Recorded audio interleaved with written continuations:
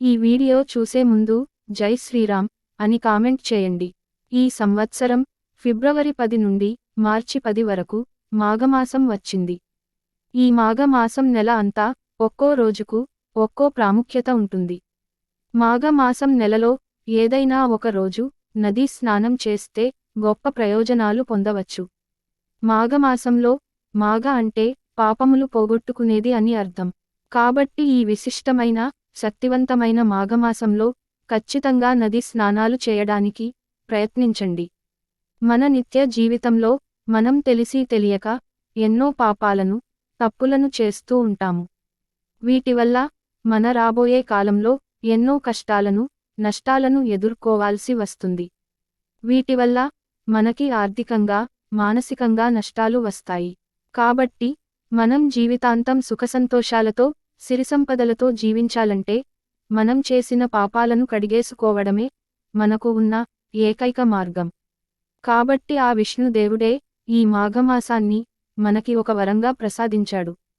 విష్ణుదేవుడు ప్రసాదించిన ఈ వరాన్ని మనం దుర్వినియోగం చేసుకోకుండా ఖచ్చితంగా ఒక్కరోజైనా నది స్నానం చేయాలి.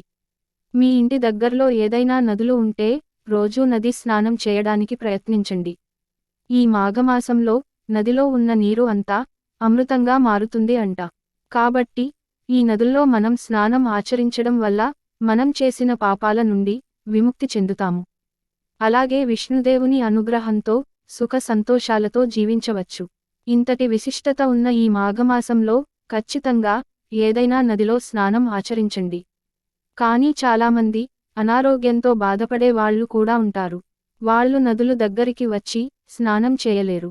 అలాంటి వారు మాత్రం ఇంట్లో స్నానం చేసే నీటిలో కొంచెం గంగాజలాన్ని కలుపుకొని గంగా నది, కావేరి నది, కృష్ణా నది ఇలా మీకు తెలిసిన శక్తివంతమైన నదుల పేర్లను తలుచుకుంటూ స్నానం చేసుకోవచ్చు.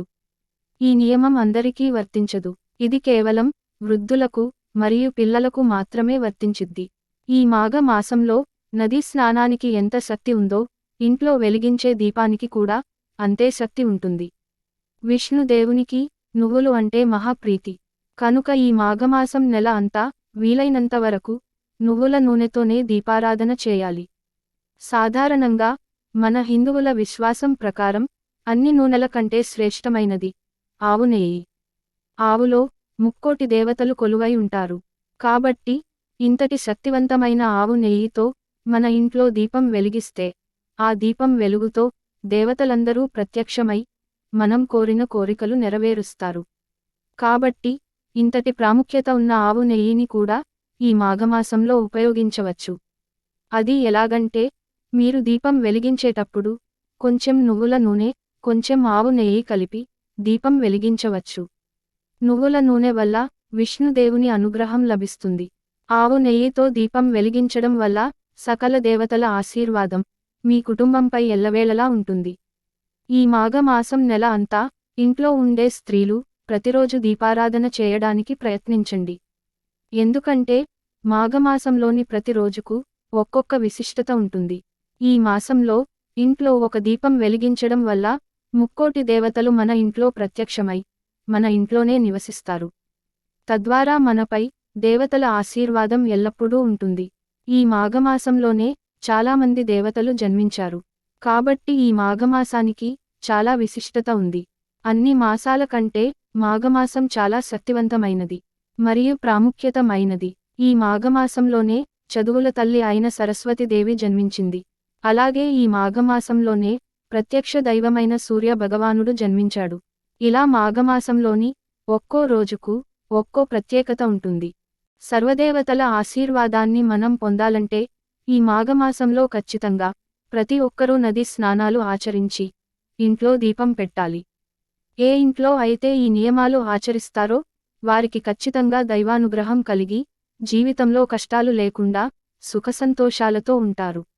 మనం చేసిన పాపాలన్నీ తొలగిపోతాయి. అలాగే ఈ మాఘ మాసంలో ఏదైనా ఒక చిన్న దానం చేసినా అది కోటిరెట్లు పుణ్యఫలాన్ని ఇస్తుంది.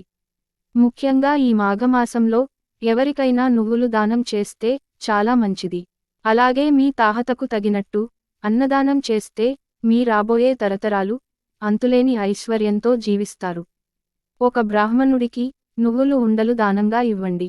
ఇలా చేస్తే చాలా మంచిది. మాఘమాసంలో ముఖ్యంగా ఎరుపు, పసుపు, పచ్చ రంగులో ఉండే దుస్తులను ధరించండి.